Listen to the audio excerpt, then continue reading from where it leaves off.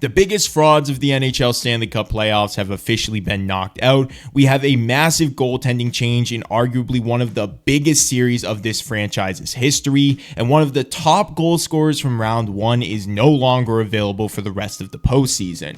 Welcome back to the channel. The Stanley Cup playoffs have been insane this year, and this week we have a lot to talk about. So I'm going to give you guys some of the biggest stories from this week in the playoffs to keep you guys updated on what's going on in the NHL. So let's start with arguably the biggest story of the week, and that's the Carolina Hurricanes being knocked out of the playoffs very early by the New York Rangers. And I think we need to first start by giving the New York Rangers some props. This team was labeled as frauds all year long, and they came out in this series and not only took control of it early on, but came out in that final game with a massive comeback from one of the franchise's greatest players. But the story really isn't about the New York Rangers. It's sort of about the Carolina Hurricanes and what the future is going to look like for this team. Let me just start by talking about some of the UFAs that they're going to have to look into this July. We not only have Jake Guentzel, Teuvo Teravainen, Jordan Martinook, Stefan Noesen, Brett Pesce, Brady Shea, and Jalen Chatfield, along with Anthony DeAngelo. All of these guys need to be looked at with their contracts and potentially re-signed for the Canes moving forward.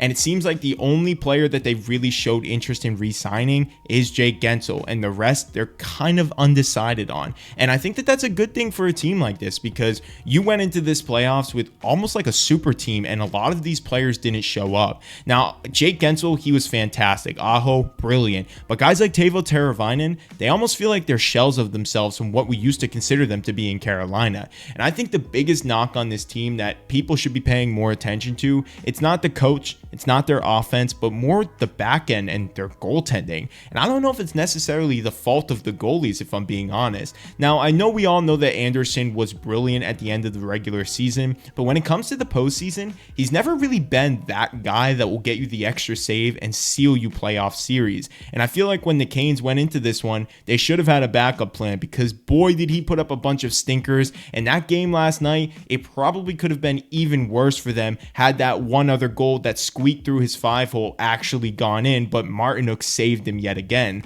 So for me, I feel like the question marks for this team moving forward is that you seriously need to address the goaltending position. And if that's with Kochetkov, that's fine, but you need to give him full reign of the net. And I know it was just his rookie season and that Anderson probably deserved it more, but regardless, it just feels like the inconsistencies with their goalie has really been their Achilles heel.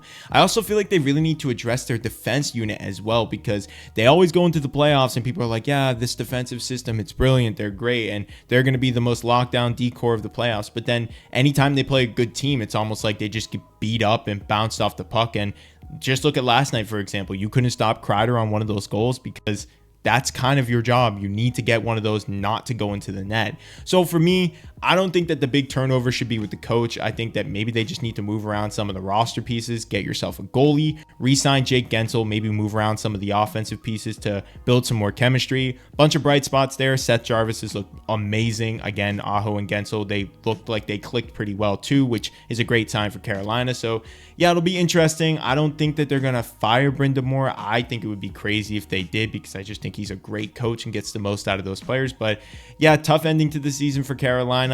Lots of question marks, lots of players that they have to re-sign. So I guess we'll just have to wait and see over the summer what they decide to do. Second story of the week, one of the top goal scorers from round one is officially out for the rest of the postseason and some of next season, it might seem like, as well, in Valeri Nichushkin of the Colorado Avalanche. Now, I'm not going to get into the off-ice stuff, which is the reason why he's no longer available to play. I really want to talk more about why this is going to impact the Colorado Avalanche moving forward, and if this is going to be enough for them to get knocked out by the Stars in this series. Now, I know they just won game 5 without him, and I think that that was a gutsy victory, but that Dallas team, they're just way too deep for Colorado to be missing any players, and I feel like one of the top goal scorers, not only on your team, but of the playoffs, being out of your lineup, it's going to be a big blow to this team. Now, do I think that Colorado can still win it? Sure. I feel like they have the type of players who can step up, like Nathan McKinnon and Cale Makar, but I think that this is just another unfortunate bump in the road for Colorado. You made some big swings at the trade deadline to try to get yourself back in contention. And you are met now with a second round Dallas Stars team that is just way deeper. And even with Nichushkin, I don't think anybody had the Avs winning, but without him, it's starting to feel like this isn't going to go to 7. It's going to end in 6. But tough blow for the Avalanche. I know it's not their fault, and I'm hoping the best for Nichushkin. I think we all just want him to be happy and healthy and playing the game that he loves. So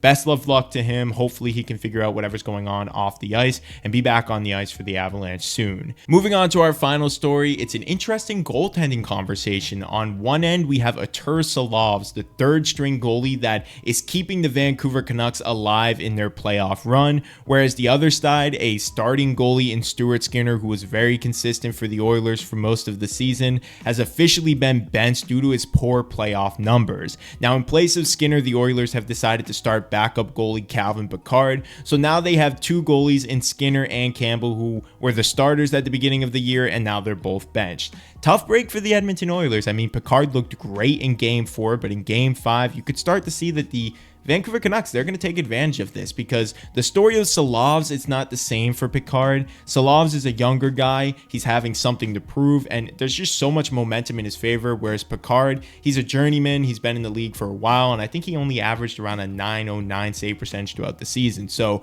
I thought it was going to be enough to spark this Oilers team, and it looked like it did in Game 4. But in Game 5, it's starting to seem like this isn't going to save the Oilers and that the Canucks may just pull this off. Either way, I think we all can agree that some of these stories are just amazing and feel good, like seeing Silovs come up and just take control of the net, as well as Pickard, a journeyman, get his opportunity in his first playoff series. It's just amazing to watch, and it's what makes hockey so special. For the Oilers, I think it was the smart move to bench Skinner, and for the Canucks, there's a bit of a goaltending drama occurring because if Thatcher Demko comes back and he's feeling healthy, do you start him over Silovs since Silovs has been so hot? I guess we'll have to wait and see, but I think I have the Canucks in 7 in this one, just based on the goaltending skill alone. But let me know what you guys think about all of this. What should the Carolina Hurricanes do moving forward? How do you feel about the Nichushkin incident? And what do you think about the goaltending drama that's happening over in that Vancouver versus Edmonton series? Drop your thoughts in the comments below, and make sure you like this video and subscribe to the channel for more content. I'll see you guys in the next one.